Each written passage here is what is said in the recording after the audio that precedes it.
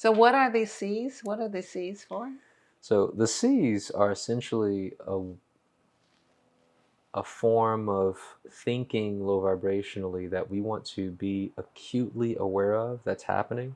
We've been indoctrinated and programmed with these C's, and these C's typically keeps us in lower vibratory states of suffering, third dimensional suffering specifically. It stops us from popping ourselves into higher levels of exaltation because when you hear them, you will see.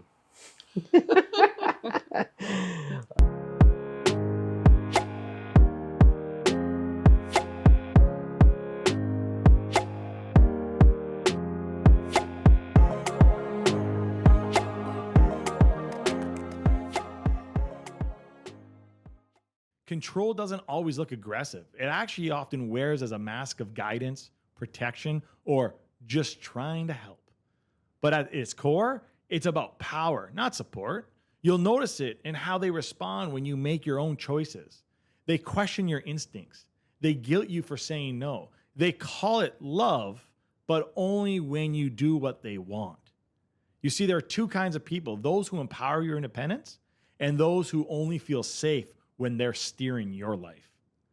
They'll rewrite the story to make you feel confused. They'll say you're overreacting. They'll make you second guess your clarity. But here's the truth. If someone only loves you when you're compliant, that's not love. That's control. Welcome to Call for the Truth. I am LaOta of the Sun, and this is Tarvars of the Sun. We welcome you to our conversation today. But before we begin, Tarvars, will you bring us into the Call for Truth? Well, certainly, and we encourage you all to join us in the call for the truth. Shall we call forth the frequency of truth? Shall we call to see the truth in all that we see? Shall we call to hear the truth in all that we hear? Shall we call to speak the truth, calling forth the courage to speak the truth? Shall we call forth nothing less than the truth to come forward into our experience? And we are in the frequency of truth. And for those who want to continue in pursuing the truth, click that like, the subscribe, and the bell notification. That lets the AI robots know that you like this and you can get it out to other people. So we are here, LaOta. We're talking about the 9 C's. Yes. So what are these C's? What are the C's for? So the C's are essentially a form of thinking low vibrationally that we want to be acutely aware of that's happening. We've been indoctrinated and programmed with these C's, and these C's typically keeps us in lower vibratory states of suffering, third dimensional suffering specifically. It stops us from popping ourselves into higher levels of exaltation because when you hear them, you will see. All right, so the 9 C's are condemning, criticizing, complaining, competing, cowardice, coveting, cursing, comparing, and controlling. Those are the C's. So are you speaking about this from the point of view of doing it or being a victim of it? I would say both, but it all starts with self, because one thing that we identify in some of our classes as students who are engaged with it, they realize that they would condemn themselves. Right. Like, you're not worthy of doing such and such, or you can't such and such. And they would criticize and complain with their family members, and they began to see that all of their family do it normally. It's like, you know, when you put the glasses on from They Live, and oh my gosh, I'm complaining. They're complaining. Complaints are everywhere, and C's everywhere in their lives. Yeah, it's such a reality and a truth of the universe that what we experience outside of us is us, and what we're most angry about is often something that's showing up in our reality because we are showing up in our reality, and we don't have to stay at the crime scene.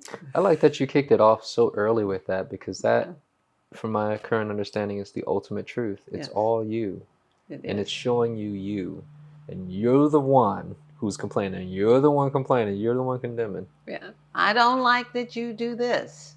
And then if you really examine yourself, you realize that at some level you're doing the same thing, and that there is this aspect of you that's trying to rebel against the behavior that's destroying you. You know, something I saw that's so insidious, like, you know how people try to live vicariously through the other? Mhm. I see that happening when we want them to do the thing that we're not willing to do, Mhm. where it's so deep where, like, that's what you need to do for yourself. But if I can just get them to do it correct, or no, you do it correct, you do it. Oh, it happens a lot when you see people who are more aggressive talking to people who are more passive, and they're like, "You need to be more aggressive," and then but the person who is thinking that is not aggressive enough with themselves to keep themselves in check enough to have the patience with the one who doesn't. Precisely, Yes. precisely. So it's like, what are we really doing Yeah. here? And I think Exactly. understanding what's underneath it is so important because, yeah, I think at surface level, it's like these are not things that you want to engage with uh, in terms of your evolutionary process, but what's behind it? It's so, this is a universal law. It's so true that not only do people and psychological experiences show themselves in the same way that if you have an infestation in your house, it's usually nature trying to show you something. You know, it's the same way. The universe is always trying to move us into our greatest exaltation. And so it sometimes shows us something we find distasteful because that is the thing inside of us that must be addressed so that we may move beyond it so it doesn't have to keep showing up in our house in front of us. Okay, so what I gather when you say this, because this seems like utmost principle in law, that to address these C's requires a person to constantly have in the forefront of their mind, that's me. I'm seeing Absolutely. myself. Absolutely.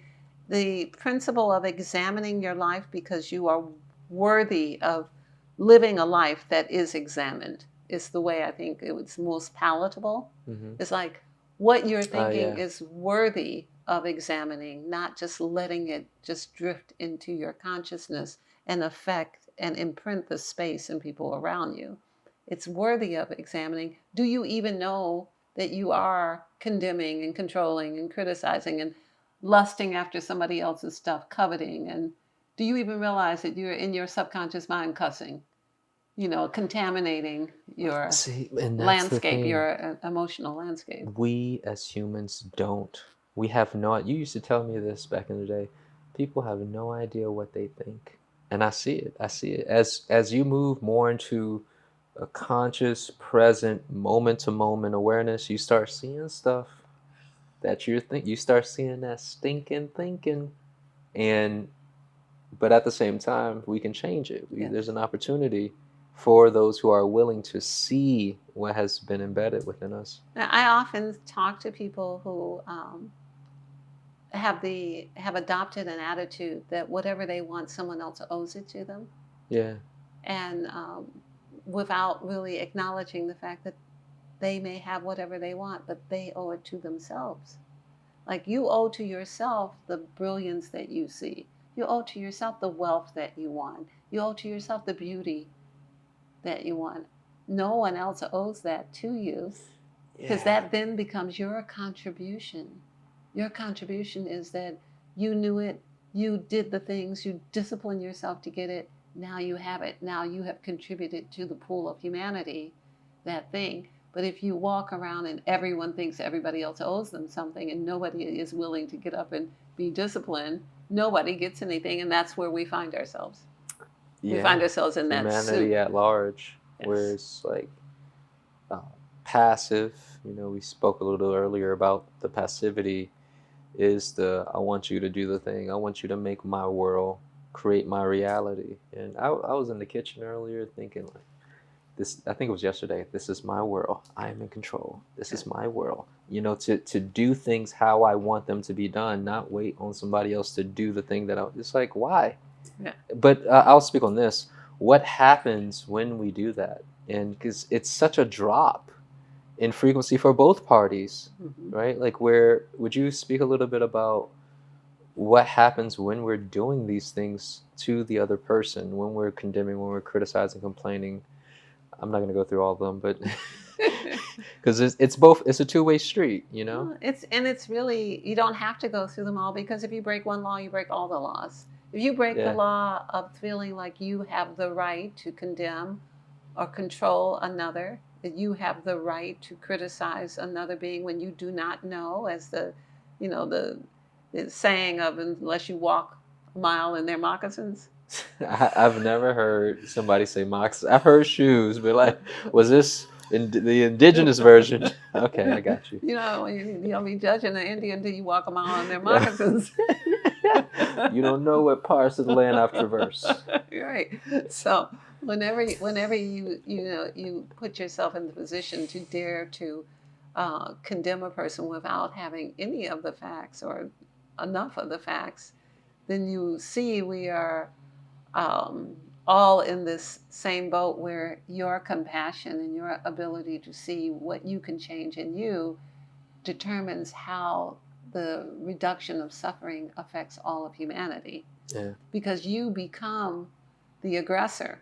You have just become the one that you are against. You have just become the overlord. You have just become the herder. You are the one. You have taken on all of the characteristics of those who enslaved humanity all through time. You are now that. You have now become that embodiment of, you shall do what I say because I have said so. Mm-hmm. You have become that. And I'm coveting your husband or your wife. I'll have a little bit. I'll take that too. And making sure that, the gates are locked at night so you can't get out. It's so deep. All the laws are broken. Well, yeah, there's so many things we can even say back to all the laws are broken, but speaking to the part about what we become in the process of engagement, the very thing that we say we don't like, which are these who we've placed in authority and the tight grip that they have on us, are through these seeds. They use these seeds actually in engagement with us. And you've said this in some of the previous podcasts, how we live in a parasitic world. We operate as parasites, but like the very system we're in is parasitic. The government and all these other systems, even a health system, medical system, it's a parasitic system. They need you, and then we've adopted this behavior. So I can see the carryover where we're taking on their behavior of the very thing that we say we're against or not for or want to change. So this goes back to what you were saying earlier, why it's so necessary to be conscious and examine your life, not to just be on autopilot, but to see, let me shine the light at you. Let me flip this rock over. Or we were doing an exercise with class where for the week, they had to identify what their top 3 C's were. And some people said they broke all of them. They had all the C's, and it speaks to the truth of what you were saying. But again, I can see the utmost necessity. We have to be diligent or persistent, disciplined with ourselves. If you're a conscious investor looking to make a difference, you need to hear about Aluca Gold. Because doing good and doing well isn't just a dream, it's our promise. Let's face it, everyone wants their money to work harder. But what if your gold investment could do double duty? Aluca Gold is more than just precious metal. We're committed to ethical sourcing and total transparency, so you know exactly where your gold comes from and who it helps. Every ounce you invest helps support real miners and their communities with humanitarian projects and fair wages. That's not just good business, it's good for the world. You get solid, physical gold, plus the pride of knowing your investment brings hope and opportunity to families who need it most. So why settle for ordinary returns when you can spark extraordinary change? Invest with purpose. Invest with Aluca Gold. Do good, do well, and let your gold investment shine brighter than ever. I think the bigger issue is that we don't know what we're doing. We don't know what we're thinking. We don't know who we are. We have not identified who we want to be. We are just going on like, this feels good. I think I'll just say that I feel empowered to tell somebody else what to do. I feel big enough to make somebody smaller than me kneel. I feel, whatever that is. I can make the children in the classroom. I can make the patients who come into the hospital. I can make the citizens do certain things because I have the power of whatever that position is. And so now we all are operating in that same context, that this is what we have been cultivated in, but this is not as it should be. It should be that we honor the fact that people are not part of the herd, that they may do something innovative, they may do something creative. It's possible that there may be a wild card, and that wild card may change our world for the better. You know, that's a reality. There are those who are not willing to go along, and then there's a necessity that there be those who go along. You know, everyone has their space, but the way that it is currently aligned, and the way that we have all been made into making sure that everybody does the status quo. Everybody should obey. I was in a store the other day, and I couldn't see where the beginning of the line was, but there was a cashier with no one in front of them in the proximity to where I was, and I was about to go to her. She said, "Come on over," and I was going over, but a stranger who didn't work in the store said, "No, go down that way. The line begins down there on the other side." And I looked at her and like, "Oh, you're in charge of that?" And even though the cashier is telling me to come over, she's correcting the cashier and making sure that I uphold the law that she thinks is in play, that doesn't make sense because I'm 2 foot from the cashier and the. One question and she's not employed. She doesn't have No. a store tag on or a vest. No, but she is a human in this world who Trying to control everything. Like I am on. She's the type that usually. You remember in school, the hall monitors. Yeah. Type of. Without the authority. I think that's where they train them. They yeah. Without the authority, but it's that we all encounter that. Like you might be at the airport, and there may be someone who's enforcing the law that because they are the enforcer of someone else's idea. I must share with them what you said to not just me, but the group on a live stream, which correction must be enforced on self, or in this case, law, like enforce, but also uphold it, right? Okay. Like where, if somebody's doing something to you, but like what you were doing didn't have nothing to do with this lady. So it's just so funny to see how people will stretch themselves to out into the field. And when we think about what is control. Yes, would you speak more on this, because this is the newest C that's added to our list. Yeah, so what is control? It's really fear, like fear that I will be not, that the law that protects me, that keeps everything in society in place, is in danger if you go to that cashier who's calling you over. There's a part of me that has a desire of like, man, I wish you would have sent that to her. Oh, so you're in fear of the blah, blah, blah, blah, blah. And I'm sure she would like, stuck, but she pointed out what needed to be happen. Her work was done. She left. But I heard the end of the story. The same cashier that you were going to go to, you ended up going to her anyway when you just... So you didn't skip a beat. Yeah, it's an interesting dynamic, because what is for me will be for me no matter what, unless I relinquish my right for it to be so. Had I agreed, maybe that wouldn't have happened. But I did not agree, so what was meant to happen happened anyway. Yes. And it was very pleasant. It was a very pleasant experience. But I mentioned this experience not because it's a sad experience, but it's an experience that everyone goes through, where the way that our world has been, the way we have been controlled and herded and pushed. And if you'll think just back a few years ago, when there was a lot of things going on and people were on television saying, well, if they don't do what we tell them to do, they shouldn't get groceries. Their children shouldn't be allowed to go to school. All of that. 2020 hindsight. Yeah, and that's such a true thing. I was saying that then. It was in 2020, so 2020 hindsight. We can see that we became the enemy of self. Yeah, we did that thing again. We became the enemy of self. That your concern about what cashier I go to is unfortunate. It's not a benefit to you or to someone else. It's an unfortunate side effect of your conditioning. that you beautiful are way to look at it. fearful that I go to a cashier because your world may be challenged if I don't find the last place in the line, even though the authorized cashier is encouraging me to give the store the money. So let's dive a little deeper into this, because this woman, in her mind, thought she was doing something right and correct, Of course. and of course enforcing it. And I see that oftentimes we as humans, we take that position with our family, our loved ones, those around us, where want them to be better. Yes. And so we will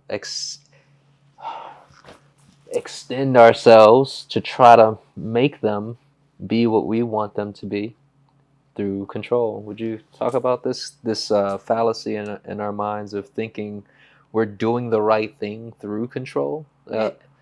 If only we were all to have the same outcome, if only we were all exactly the same thing, that might work. But since you don't know the outcome and what the future will bring, and since you don't know the person's history or what's going on, and since it does not concern you. I want to speak on that.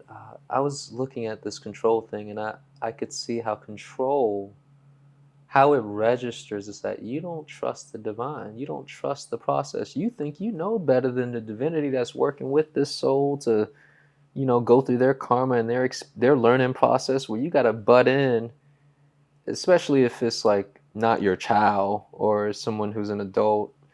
It's like it shows lack of trust. It does, and not every soul is meant to go through every school, every hospital experience, every organized institution that we have. Some souls are positioned to avoid that so that they can be extraordinary. Some souls are, just because everybody is married to one other person doesn't mean that's the only way that people can exist in a relationship. Just because people who are married have children and don't have children, that doesn't mean that's the only way they can go through a relationship. So it is the limitation of the smallness of our world that makes us feel that we can inject our opinion. An opinion is like a point of view. Yes. And a point of view is like an assumption. Yeah, it may not have no facts backing it up. And it doesn't necessarily have anything to do with facts or the truth. Yeah, just those feelings. It's just an opinion. Yeah. So if it is my considered opinion, I find that less than relevant. If it is from my perspective, I get that, you can only see through the perspective you're seeing. Which is problematic, but please continue. So it doesn't, we should give less credence to it than we do because of the way we pronunciate it. In my considered opinion and from my professional perspective, that means nothing. That's seemingly vague because it's nothing. How can people make that shift in their consciousness? I feel like this is a component, having understanding of what an opinion is and what's really happening, where you got somebody who's trying to control. Like, for example, dancing lady in Lakesh Studio One, Diane of the Sun, she mentioned how she was at the eye doctor and getting new frames, and she was about to pay, and they kept insisting that she buy, or correction, that she uses some type of Medicaid or Medicare. And she's like, no, I want to pay for it myself. But they kept insisting, and it was like, essentially I'm the professional and I'm trying to get you to do. So like, I say all that to say, what you just shared shows, okay, that's what that is. But like, how can a person, like, what is the way they need to be thinking? Like, what do they need to do to make that a normal part of their experience? We need to understand that all these things are ritual magic, and that, this idea of she went in to do a thing, she's ready to pay. She won't do the thing that they are set up. So the person challenges her. She says no. So other people come out of the back. They're just like, oh, she's not signing up for it. Call the big guns. They call the closer. Yeah. And so they too close. She says, I don't want to do that. So you break the spell when you refuse to do it. You break the spell. You are leaving the morphic field that has hypnotized us all. You break the spell. Like, when you go to the airport and you refuse to go through, well, you don't refuse, you opt out of going through the radiation, you break the spell of the ritual magic that the world is built on. And so now you're outside of the spell looking around like, boy, look at this out here. It looks different in the airport when you don't do the thing, when you don't stand in line, you don't suffer, you don't wait for people to pass out next to you while they're standing in line, when you don't have to take off your shoes and remove your coat and do all this. And then you go through, then you get radiated. When you choose to step outside of that, you stepped outside of the spell. And it's in there. What did you tell me? You went to Walmart or somewhere and the person wants to look in your bag as you leave? Oh, they asked me for the receipt. And as I'm walking, I'm looking at them like, that's against your policy. I will not be showing you my receipt. Thank you. And I just kept it moving. And she was stuck too. She's like, buffering. Yeah, she didn't know how to respond because everybody just you broke the spell. Willfully gives the... You broke the spell of passivity. Yeah. Diane broke the spell of passivity. You break the spell of passivity at the airport. Otherwise, you are in the ritual of doing what millions and millions and millions have done, and they don't really know what to do, and they usually will call in reinforcements. Yeah. Somebody from the back comes out. Yeah. And then another person from the back, and then they realize that you have chosen and they cannot come against it. I've been through the airport with you many times and nobody ever tells you, no, you got to go through radiation. Yeah. You know, and usually you get through faster than I do. You know, however, the point is that once you empower yourself to not be herded, to not be passive, you break the ritual magic that then takes you to wherever those people are going to end up. All right, so thank you. I want to pivot a little bit. This is on like large scale systems and structures in society.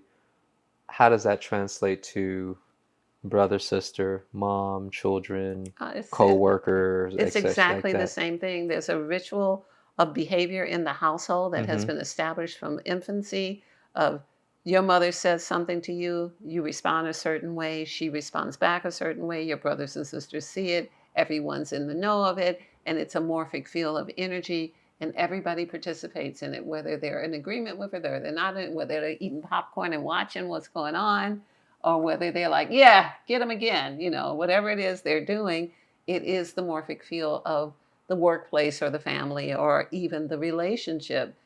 It's like we often dance backwards in the dark in high heels with men. Yeah. Being led into a place we don't know where we're going. It's a dark place. We're off balance. We trusted somebody's guiding us backwards the wrong way. And then we feel empowered when we put on our heels so we can be off balance. We feel more powerful. You know, or a man gets a Maserati, it's like lipstick to a woman, you know. I feel powerful now. I have my Maserati. Vroom, vroom. Yeah, so now I can kill myself faster. It's the same thing on both. Yeah, we often position ourselves to feel that the power is in the artificial detriment. You know, that it is being pushed around where we can't see where we're going, off balance by someone that we don't know is trustworthy, is not a powerful position to be in. Whether it's in the hospital, school, the airport, wherever it is. Gotcha. But it's all the same thing. It's all the same thing. If we empower ourselves with it, let's line dance. Let's not. Let's line dance in some flat shoes. Boots on the ground? Where them fans at? That's been popping up, and it's funny. So I hope that helps too. Very sound, and shows the clear carryover. Yeah.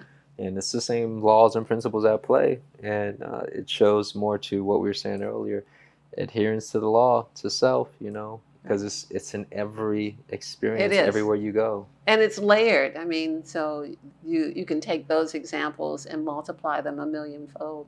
Yeah. So you're going to call for the truth, pull a card. Yes. What is the truth that we need to see regarding the 9 C's? We hope that you all will find this intriguing enough to explore Oh, you got a bunch of cards. It's so simple. Shout out to the name of our podcast. The theme is truth, throat chakra. The maxim is call for the truth so that you may be free. I would like to add to this before we leave that the mere idea of asking for the truth to come into your experience weaponizes you against lies. You start seeing, that's not the truth. That's a lie. Literally, your consciousness, just to speak briefly on it, I see so much more, especially in the state that I'm in now, the necessity to invite the truth, because these seeds are all lies. Yes. And the lies are everywhere. We are ritualistically participating in the lie. I love how you put that, because it gives a greater context as to what's happened to us and what we're looking to break through from. Yes, we are so happy that you have joined us today for this discussion about the 9 C's, and we encourage you and invite you to come back to see us again. We thank you with honor, respect, integrity, discipline, and action. In Lakesh and Veritas.